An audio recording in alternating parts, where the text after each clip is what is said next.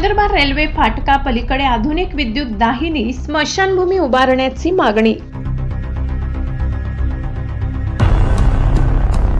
नंदुरबार शहराचा विस्तार वाढल्याने रेल्वे फाटका पलीकडील 1 ते 6 प्रभाग वाघोदा, पातोंडा, नडवा शिवार, एकतानगर, सिंधी कॉलनी, कोरिट नाका, गुरुकुल परिसरातील नागरिकांना साक्री रोडवरील दूरच्या स्मशानभूमीत अंत्यसंस्कारासाठी मोठी कसरत करावी लागत आहे। सध्याच्या स्मशानभूमीत दाहिनी कमी पडत असून मूलभूत सुविधांचाही अभाव आहे।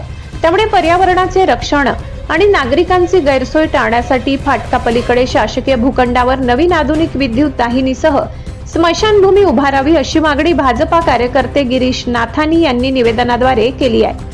नगरपालिका प्रशासन व वरिष्ठ लोकप्रतिनिधींना पाठवलेल्या या निवेदनावर गिरीश नाथानी, जोली शहा, कमल उत्तमानी, सुंदर नाथानी, भरत माखीजा, ओम धनवाणी, हरीश मोटवानी, योगेश भक्त्यापुरी, परेश तुलसानी, भावेश मंगलानी, कृष्णा दुसेजा, दीपक पाटील, पूनम पाटील आणि विशाखा विष्णू पाटील यांच्या सह्या आहेत। हा प्रश्न तातडीने न सुटल्यास तहसील कार्यालयासमोरच अंत्यसंस्कार करण्याचा इशाराही नागरिकांनी दिलाय।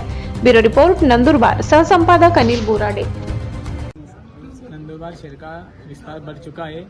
नंदुरबार जिले को 28 साल हो गए डिस्ट्रिक्ट बनते हुए।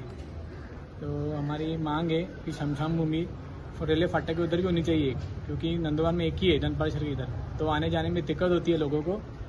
तो उसके लिए हमने कलेक्टर साहब को निवेदन दिया है। अभी कल जाके नगर पालिका निवेदन देंगे। धन्यवाद। श्री राम, नमस्कार।